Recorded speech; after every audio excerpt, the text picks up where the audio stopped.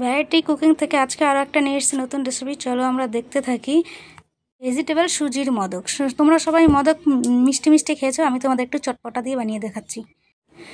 আমি প্রথমে কড়াই গরম করে বসিয়ে দিয়ে তেল দিয়ে দিয়েছিলাম, তেলে জিরা ফোড়ন দিয়েছি। এবার আমি সব সবজিগুলো দিয়েছি। সবজিগুলো বিনস, গাজর, আলু আর ফুলকপি আর কাঁচা লঙ্কা কুচি করে দিয়েছি।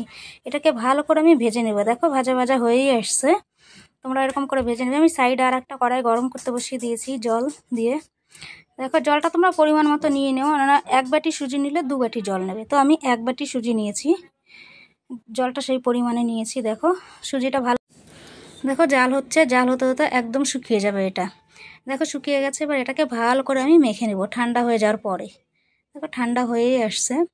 এবার আমি এটাকে একটু তেল দিয়ে ভালো করে মাখবো, তোমাদের মাখাটাও দেখিয়ে দেবো। দেখো এই দেখো মাখাচ্ছি, একটু তেল দিয়েছি। তেল না দিলে হাতে চিপকে যাবে, সে কারণে একটু তেল দিয়ে ভালো করে মাখিয়ে নেব। এটা ভালো করে না মাখালে পরে ভালো করে বানানো যাবে না মোদকটা। এবার তোমাদের 1-2টো মোদক বানিয়েও দেখাবো আমি, দেখতে থাকো। চলো দেখো এইভাবে বানাবে। দেখো এইভাবে লড়িটা নিয়ে এইভাবে করে গোল করতে থাকবে, গোল করে করে। দেখো এর মধ্যে আমি সেই সবজিটা বানিয়ে রেখেছি, সেই সবজিটা আমি পুর ভরে দিলাম। এবার দেখো ডিজাইনটা তোমরা তোমাদের মতো করে করতে পারো, আমি এইভাবে করে নিলাম ডিজাইনটা। দেখো ডিজাইনটা হয়েই আসছে, তোমাদের মতো করে তোমরা ডিজাইনটা করে নিতে পারো। আমি মোদকের মতো ডিজাইনটা করেছি, এটা খেতে খুবই টেস্টি হয়। দেখো বানানো হয়ে গেছে। আমি এবার সাইডে কড়াই গরম করতে বসিয়ে দিয়ে তেলও দিয়ে দিয়েছি। এবার দেখো আমি ভেজে নেব। এটাকে ধিমি আঁচে ভাজবে, একটু কড়কড়া হলে খেতে বেশি ভালো হয়।